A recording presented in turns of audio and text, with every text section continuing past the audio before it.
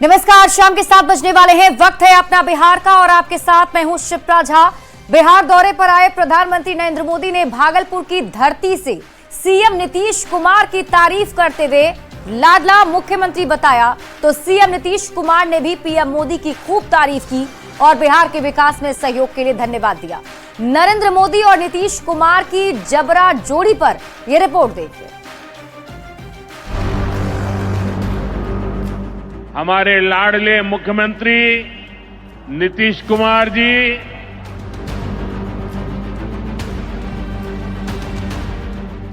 देश में 28 राज्य हैं, 8 केंद्र शासित प्रदेश हैं, 21 राज्यों में एनडीए की सरकार है, अकेले 14 राज्य में बीजेपी की सरकार है। लेकिन प्रधानमंत्री नरेंद्र मोदी का लाडला मुख्यमंत्री कोई बीजेपी का नेता नहीं, बल्कि बिहार के मुख्यमंत्री नीतीश कुमार हैं। बिहार के लोकप्रिय एवं बिहार के विकास के लिए समर्पित हमारे लाडले मुख्यमंत्री नीतीश कुमार जी बिहार के दौरे पर भागलपुर पहुंचे प्रधानमंत्री मोदी ने बिहार के मुख्यमंत्री नीतीश कुमार को अपना लाडला मुख्यमंत्री बताया। भागलपुर की धरती पर पीएम मोदी और सीएम नीतीश कुमार के बीच जबरदस्त बॉन्डिंग देखने को मिली। दोनों नेता एक ही गाड़ी पर सवार होकर मंच तक पहुंचे और जब संबोधन की बारी आई तो एक दूसरे की खूब तारीफ की। हमारे लाडले मुख्यमंत्री नीतीश कुमार जी पीएम मोदी ने जहां सीएम नीतीश को अपना लाडला सीएम बता डाला, तो मुख्यमंत्री नीतीश कुमार ने भी बिहार के विकास में सहयोग के लिए पीएम मोदी को धन्यवाद दिया। हम आदरणीय प्रधानमंत्री श्री नरेंद्र मोदी जी को हृदय से मैं उनका अभिनंदन करता हूं, धन्यवाद देता हूं। और बिहार की प्रगति में केंद्र का सहयोग सराहनीय है। सीएम नीतीश कुमार अक्सर पूर्व प्रधानमंत्री अटल बिहारी वाजपेयी को श्रद्धेय शब्द कहकर संबोधित करते रहे हैं, लेकिन कुछ दिनों से नीतीश कुमार प्रधानमंत्री नरेंद्र मोदी को श्रद्धेय कह रहे हैं। इतनी बड़ी संख्या में आए हैं श्रद्धेय प्रधानमंत्री जी की बात सुनने के लिए, इसके लिए मैं आपका अभिनंदन करता हूं। और अब पीएम मोदी ने नीतीश कुमार को लाडला कहकर बता दिया है कि दोनों एक दूसरे का कितना सम्मान करते हैं। नीतीश जी के नेतृत्व में चल रही सरकार हो, किसान कल्याण हमारी प्राथमिकता में है। न्यूज़ 18 के लिए भागलपुर से आनंद अमृतराज और विकास कुमार सिंह की रिपोर्ट।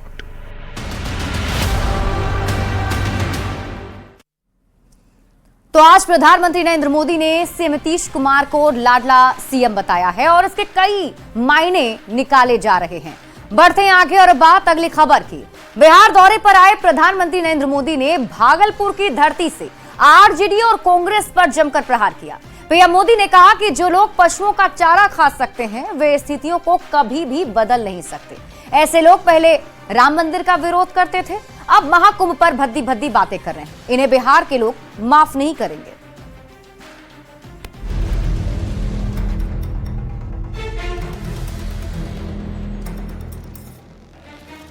जो लोग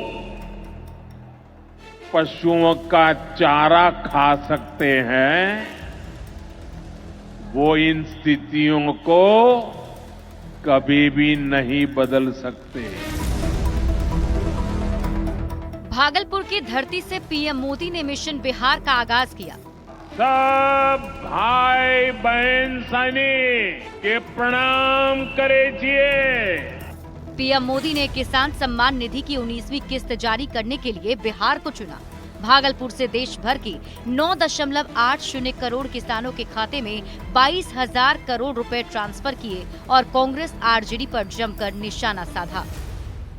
जो लोग पशुओं का चारा खा सकते हैं वो इन स्थितियों को कभी भी नहीं बदल सकते।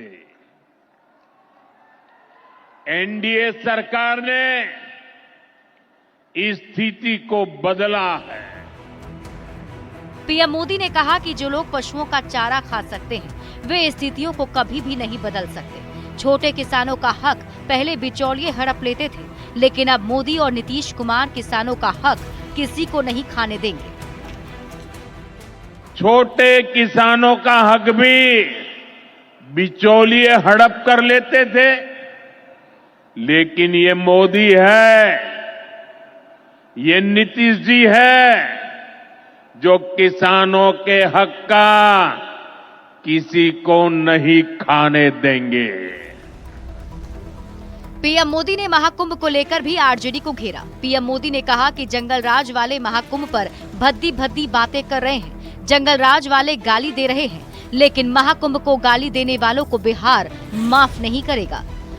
बिहार से भी गांव-गांव से श्रद्धालु एकता के इस महाकुंभ होकर आ रहे हैं, लेकिन ये जंगल राज वाले महाकुंभ को ही गाली दे रहे हैं।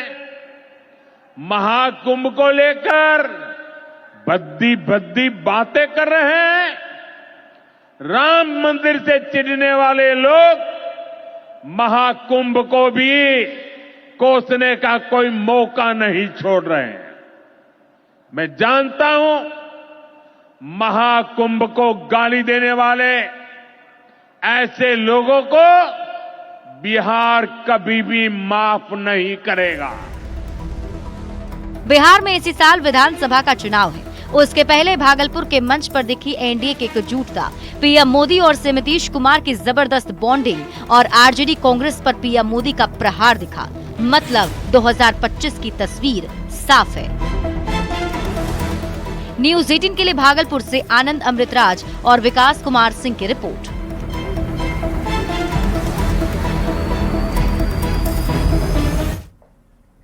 और देखिए, बिहार चुनाव से पहले पीएम मोदी ने भागलपुर की धरती से बिहार के लिए सौगातों की बारिश कर दी है। पीएम ने किसान सम्मान निधि योजना की 19वीं किस्त जारी कर दी। इसके साथ ही बिहार को भी कई सौगात दी है। पीएम ने बिहार के लिए बड़े बड़े ऐलान कर दिए हैं।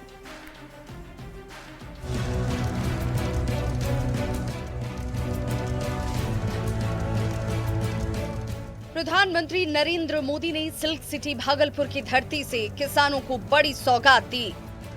पीएम मोदी ने किसान सम्मान निधि योजना की 19वीं किस्त जारी कर दी। देश के 9 करोड़ 80 लाख किसानों के खाते में 22,000 करोड़ रुपए भेजे गए, जिसमें बिहार के करीब 75 लाख किसानों के खाते में पैसे ट्रांसफर हुए हैं। साथियों, आज जो किसान सम्मान निधि दी गई है, इसमें बिहार के भी 75 लाख से अधिक किसान परिवार है। बिहार चुनाव से पहले पीएम मोदी बिहार को कई सौगात दे गए। मोदी ने भागलपुर में वारसलीगंज नवादा तिलैया रेलखंड के दोहरीकरण और इस्माइलपुर रफीगंज रोड ओवरब्रिज का भी उद्घाटन किया। मोतिहारी में राष्ट्रीय गोकुल मिशन के तहत विकसित स्वदेशी नस्लों के उत्कृष्टता केंद्र की भी सौगात दी। वहीं बरौनी में एक दुग्ध उत्पाद संयंत्र का भी उद्घाटन किया। पीएम मोदी ने कहा कि बिहार फूड प्रोसेसिंग में आगे बढ़ेगा। कृषि क्षेत्र में 3 नए एक्सीलेंट सेंटर की स्थापना होगी। बिहार में national institute of food technology and entrepreneurship की स्थापना की जाएगी। पीएम नरेंद्र मोदी ने मछली उत्पादन में बिहार के आत्मनिर्भर होने पर खुशी जाहिर की। साथ ही ये भी कह दिया कि अब बारी बिहार के मखाने की है। मखाने को दुनिया के बाजार में पहुंचाना है। 10 साल पहले बिहार मछली उत्पादन में देश के 10 राज्यों में से एक था। आज बिहार देश के टॉप 5 बड़े मछली उत्पादक राज्यों में से एक बन चुका है। अब बारी बिहार के मखाना की है। ये एक सुपर फूड है जिसे अब दुनिया के बाजारों तक पहुंचाना है।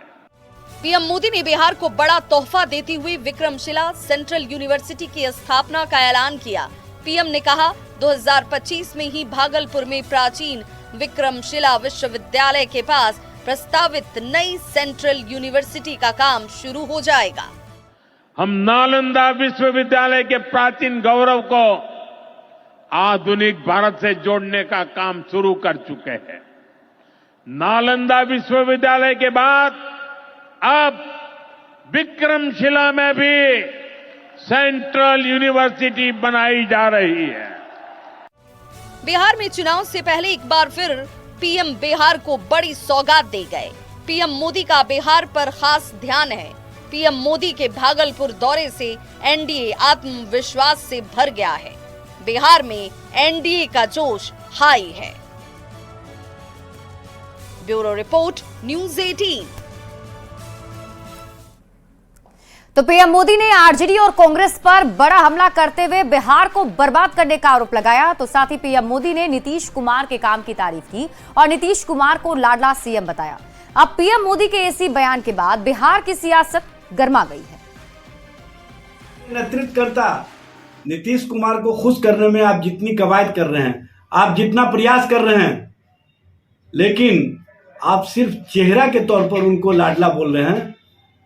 राजनीति में भारतीय जनता पार्टी और भारतीय जनता पार्टी के द्वारा किस तरह से उनके पार्टी के साथ खेल किया जा रहा है, ये भी लोग देख रहे हैं। अपना कोई सगा नहीं जिसको भाजपा ने ठगा नहीं। जब जब भारतीय जनता पार्टी किसी पे प्यार दिखाती है, उसका अंत निश्चित होता है। एग्जाम्पल के रूप में आप देख लीजिए महाराष्ट्र में क्या हुआ शिंदे जी के साथ, और बिहार में ही देख लीजिए ना, चिराग पासवान के भाइयों में, चाचा भतीजा में लड़ाई लगा दिया। तो ये भस्मासुर की पार्टी है। और प्रधानमंत्री मोदी जी ने माननीय नीतीश कुमार जी के प्रति लाडला संबोधन देकर कई सारे कयासों पर एक साथ विराम लगा दिया। एक स्तर पर यह माननीय नेता नीतीश कुमार जी के बिहार में युगांतरकारी विकास कार्यों के प्रति स्वीकृति और सम्मान का प्रदर्शन भी है। प्रधानमंत्री श्री नरेंद्र मोदी जी ने ठीक ही कहा कि जंगल राज वाले और कांग्रेस ने बिहार का विकास नहीं होने दिया। केंद्र में यूपीए की सरकार के वक्त बिहार को कुछ नहीं मिला, जो थोड़ा बहुत मिला वह भ्रष्टाचार की भेंट चढ़ गया।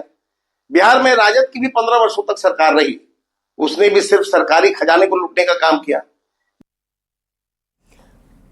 और देखिए, जेडीयू के वरिष्ठ नेता केसी त्यागी ने भी राजनीति में रेवड़ी को लेकर बयान दिया है। वो बयान आपको सुनाएंगे, लेकिन उससे पहले आपको बता दें कि एक तरफ बीजेपी की तरफ से तैयारी की जा रही है, पीएम मोदी का दौरा था, तो दूसरी तरफ यहां पर कांग्रेस की तरफ से भी रणनीति बनाई जा रही है और कांग्रेस के बिहार के नए प्रभारी का लगातार दौरा जारी है। वो खबर आपको दिखाएंगे।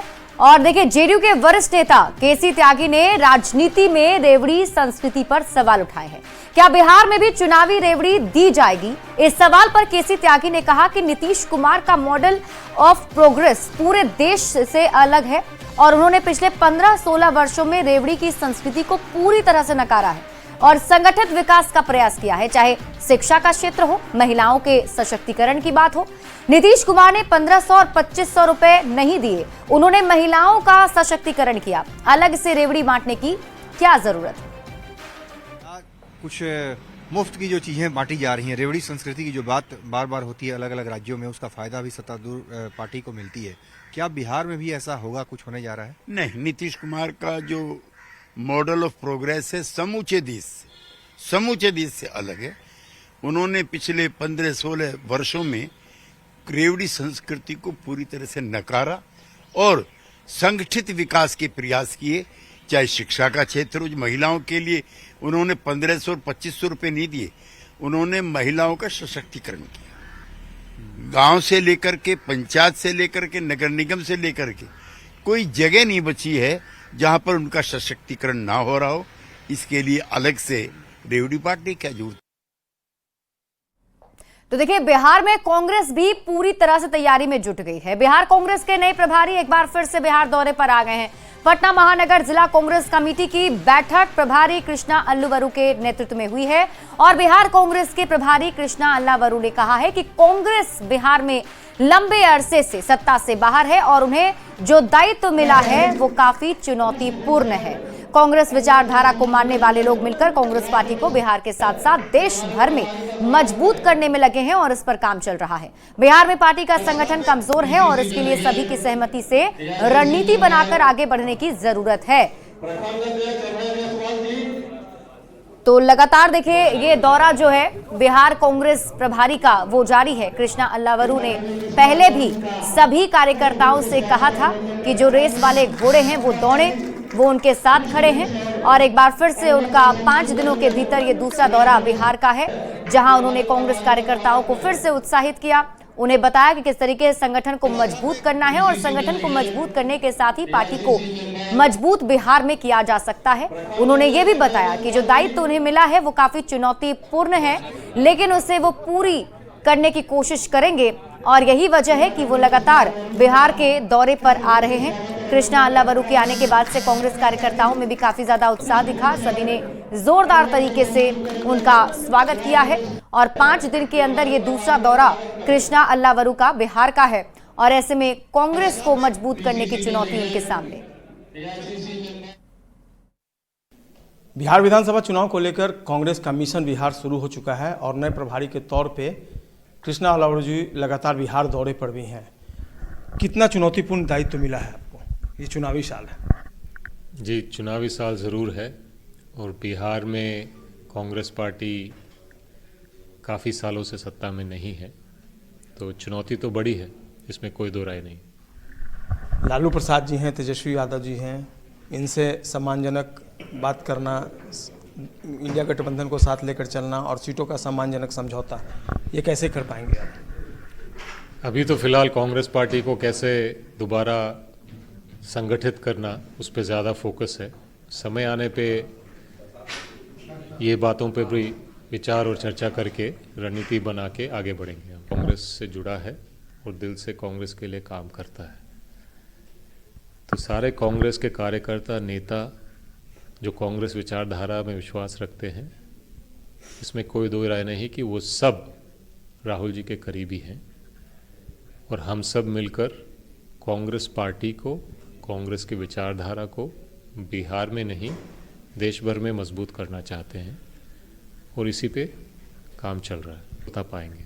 कई सीनियर मोस्ट लीडर हैं, तारिक अनवर जैसे नेता हैं, वो इस तरह की बातें उठा रहे हैं कि अब तक गठबंधन हो जाना चाहिए था बिहार में। जिस तरीके से विधानसभा चुनाव कुछ महीनों के बाद है, अलायंस पे चर्चा हो जानी चाहिए थी, सीटों का तालमेल हो जाना चाहिए था। लगता है देर हो गई।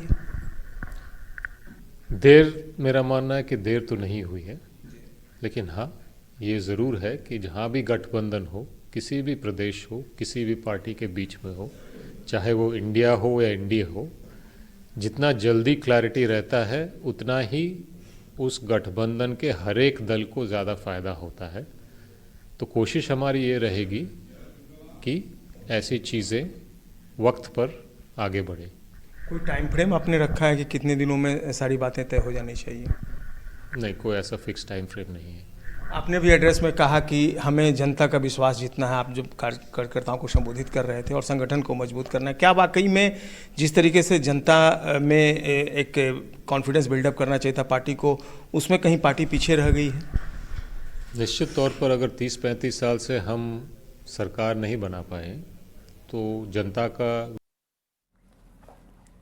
तो देखिए, बिहार कांग्रेस प्रभारी कृष्णा अल्लावरू फिर बिहार दौरे पर हैं और वो संगठन को मजबूत करने के लिए लगातार बैठक भी कर रहे हैं। उनके बिहार दौरे पर एक बार फिर से सियासत शुरू हो गई है।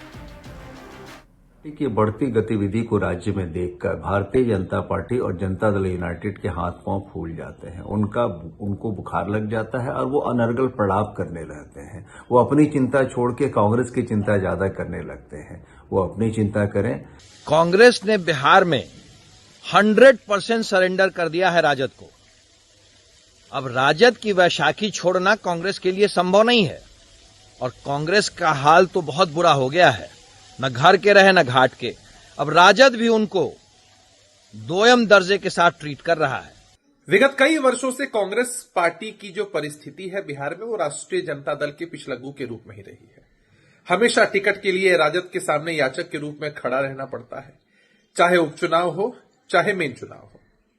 कांग्रेस पार्टी को राजनीतिक हाशिए पर अगर किसी पार्टी ने धकेला है तो वो राजद ही है। ये बीजेपी वाले हमारे विरोधी एनडीए के लोग परेशान क्यों हो रहे हैं? इंडिया गठबंधन मजबूती से बिहार में चुनाव लड़ेगा। तेजस्वी यादव जी के नेतृत्व में इस बार बिहार में इंडिया गठबंधन की सरकार बनेगी। सभी दल अपना अपना कार्यक्रम चला रहे हैं, इंडिया गठबंधन में एकजुट हैं। और इसी बीच रुक कर लेते हैं बड़ी खबर की ओर। कटिहार से आपको इस वक्त की बड़ी खबर बता दें, जहां बम धमाके में 4 लोग घायल हो गए। देसी बम की चपेट में 4 लोग आ गए। खेत के पास रखे बम में धमाका हो गया। बलरामपुर थाना क्षेत्र के लछोर गांव की घटना बताई जा रही है। फिलहाल पुलिस की टीम पूरे मामले की जांच पड़ताल में जुटी हुई है। तो बड़ी खबर आपको बता रहे हैं, जहां देखिए बम धमाका होने की वजह से 4 लोग इसकी चपेट में आ गए। कटिहार से इस वक्त की बड़ी खबर सामने आ रही है। फिलहाल पुलिस की टीम मौके पर मौजूद है और मामले की जांच पड़ताल जारी है। बलरामपुर थाना क्षेत्र में लछोर गांव में लगभग दोपहर 12 से 2 बजे के बीच में घटना हुई, जहां एक बहुत ही लो इंटेंसिटी धमाका टाइप का हुआ। 2 महिलाएं वहां रोड की साइड में एक थैला था जिसको चेक करने गई थी, और पीछे से 2 बाइक वाले भी आए तो उनको भी साथ में ली। तो लोग झुक के उसको चेक किए तो उसमें से एक थोड़ा सा धमाका हुआ, जिसमें 4 लोगों को बहुत हल्की इंजरी हुई है और 3 लोग पूर्णिया में थे और एक का इलाज यहीं पर हो गया है। घटनास्थल को अभी हम लोगों ने सील कर दिया है और इसकी जांच हम लोग कर रहे हैं। और देखिए, बिहार के लिए सोमवार का दिन आज शामत साबित हुआ। तेज रफ्तार की चपेट में आने से 18 लोगों की जान चली गई। बिहार में हादसों का सोमवार, चारों ओर मचा हाहाकार। रफ्तार ने ली 18 की जान। सड़क पर मची चीख पुकार।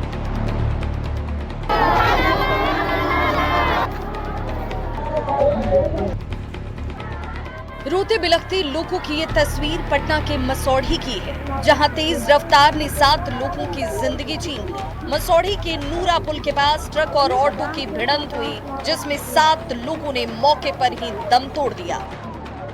मसौढ़ी के पास ही पुनपुन के मदारपुर में भी एक भीषण हादसा हुआ।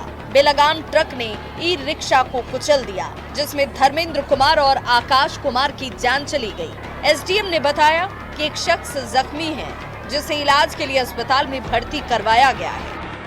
उनको जो है मुआवजा का भुगतान करते हुए शव को पोस्टमार्टम के लिए भेज दिया गया है और जो घायल हैं उनको इलाज के लिए भेज दिया गया है। ये सोमवार आज बिहार के लिए हादसों का सोमवार साबित हुआ। अलग अलग जिलों में हुए हादसों में 18 लोगों की मौत हो गई, जिनमें पटना में 9, आरा में 3, सासाराम में 3, गोपालगंज, मोतिहारी और जमुई में भी एक व्यक्ति की जान चली गई। सड़क के किनारे खड़ी इस कार के परखच्चे उड़ गए हैं। इस कार का हाल देखकर आप अंदाजा लगा सकते हैं कि इस कार में बैठे लोगों का हाल क्या हुआ होगा। मोतिहारी के डुमरिया घाट में बड़ा हादसा हुआ, जिसमें 6 साल की मासूम बच्ची की मौत हो गई। गनीमत रही कि गाड़ी में बैठे 5 और लोगों की जान बच गई। अस्पताल में जिनका इलाज इस वक्त जारी है। सीतामढ़ी जानकी मंदिर के रहने वाले राजकुमार अपने परिवार के साथ कुंभ से लौट रहे थे, तभी ये हादसा हुआ और पूरा का पूरा परिवार सड़क हादसे का शिकार हो गया। इसी तरह आरा में भी महाकुंभ से लौट रहा परिवार तेज रफ्तार की चपेट में आ गया।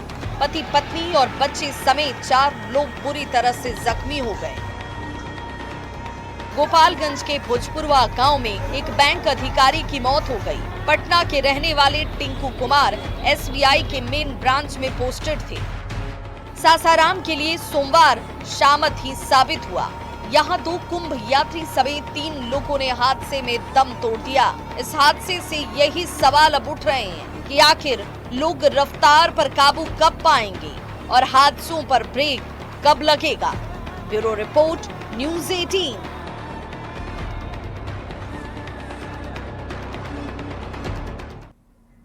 और मिथिला की दुलारी देवी उस वक्त अचानक पूरे देश में चर्चित हो गईं, जब उनकी भेंट की गई साड़ी पहनकर वित्त मंत्री निर्मला सीतारामन ने 2025-26 आम बजट पेश किया। कुछ समय पहले वित्त मंत्री जब मिथिलांचल के दौरे पर आई थी, तो मधुबनी पेंटिंग की कलाकार दुलारी देवी ने हाथ से डिजाइन की गई एक खास साड़ी उन्हें भेंट की थी। और अब दुलारी देवी को पटना के सबसे बड़े खादी मॉल में मुख्य अतिथि के तौर पर सम्मानित किया गया है। और उनसे बात की है न्यूज़ 18 संवाददाता आनंद अमृतराज ने। इस वक्त हमारे साथ मौजूद हैं पद्मश्री से सम्मानित दुलारी देवी, जिन्होंने एक साड़ी भेंट की थी देश के वित्त मंत्री निर्मला सीतारमण को, जिसे पहनकर उन्होंने बजट पेश किया, जिसकी काफ़ी चर्चा हुई थी। दुलारी जी, कैसा लगा जब आपके दिए हुए साड़ी को भारत के वित्त मंत्री ने पहना? बहुत खुशी भेलै जे मैम के देल गेलै अपना मिथिला चित्रकला से, जेना सीता माता के विदाई होइ छै ओहिना देल गेलै। मिथिला के लोग धन भऽ गेल, मैम एलखिन मिथिला तऽ बहुत खुशी भेल। तो कैसा लगा जब आप टीवी पे देख रही होंगे कि आप ही के दी हुई साड़ी को उन्होंने पहना और बजट पेश कर रही हैं? बहुत खुशी भेलै, देश के लेल, मिथिला के लेल बहुत खुशी भेलै। तो वो साड़ी बनाने में कितना वक्त लगा था? जो साड़ी आपने, तो साड़ी में क्या खासियत है? टाइम के कोनो अंत नहीं छै, कला के कोनो अंत नहीं छै, एहि दुआरे जे कि कखनो लोग बैस जाइए साड़ी लिखले, कपड़ा कागज लिखले, 15-20 दिन लागि जाइ छै, तो जखन टाइम बचल तखन हम लिखलहुँ। अच्छा, उस साड़ी में क्या कुछ खासियत है, कुछ बताएंगे? साड़ी केरला कॉटन छलैए, माछ के बॉर्डर छलैए। मिथिला के यहाँ के माछ मखान पान तो बड़ फेमस छै, तो माछ एकटा विष्णु रूप होइ छथिन, माछक रूप, तो माछ के बॉर्डर छलै, बूटी छलैए, केरला कॉटन साड़ी छलैए। अच्छा, जब साड़ी आपने उन्हें भेंट किया था तो क्या कुछ कहा उन्होंने? देखियो हमरा भेंट भेलै तऽ विदाई देल जाइ छै, आ ओना पेंटिंग सब जे देखलखिन, जेना सीता स्वयंवर बनल छलै, मने सब कलाकार के छलै, जाहिमे हमरो पेंटिंग लागल छलै मिथिला चित्रकला में, तऽ पूछलखिन कि जे राम के पहचान की छियै? तऽ हम कहलियै मैम राम के पहचान तऽ हुनकर धनुष छै, जे एकटा धनुष राखल रहै छै आ एकटा धनुष कन्हा पर रहै छनि हुनका। आ दोसर बात पूछलखिन जे सीताजी के की पहचान छै? तऽ हम कहलियै सीताजी के श्रृंगार पहचान छै, हुनकर माछक नथिया छै, मिथिला के माछ बहुत फेमस छै, तो हुनकर श्रृंगार पहचान छै। अच्छा, उसके बाद जब आप दी और जब उन्होंने बजट पेश किया उस साड़ी को पहनकर, उसके बाद भी बातचीत आपकी हुई कभी उनसे? हाँ, बात भेल छलै, फोन केने छलखिन मैम, जाहिमे संजयो सर छलखिन हैं।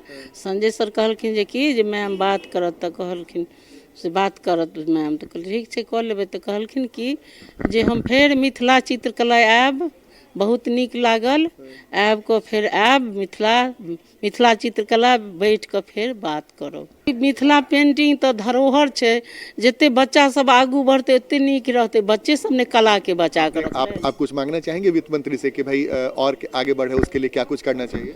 देखियो जे कमी छै से करबे करथिन, मांगबे कथी, मांगे के कोन छै, ओ तऽ अपने छथिन दाता, मांगे के कोनो नहि छै जे हमरा ई चीज दिअ, देबऽ वाला तऽ ओहिना दऽ दै छथिन, पूरा देश में दऽ रहल छथिन, बजट पेश केलखिन, बहुत खुशी लोग छै। फिर बोली कि आ रहे हैं बिहार? हाँ, बिहार आबि रहल छथिन, फेर कहलखिन हम आयब, हम तऽ मैथिलीए बजै छी, कहलखिन हम आयब मिथिला चित्रकला, अहाँ से बैठ कऽ बात करब, बहुत नीक लागल। तो ये थी हमारे साथ दुलारी देवी, जिन्होंने बताया कि वित्त मंत्री को उन्होंने जो साड़ी भेंट की थी और जब उन्होंने पहना और पहनकर बजट पेश किया, उनके लिए भी काफी महत्वपूर्ण पल था। आनंद अमृतराज, न्यूज़ 18 नेटवर्क, पटना।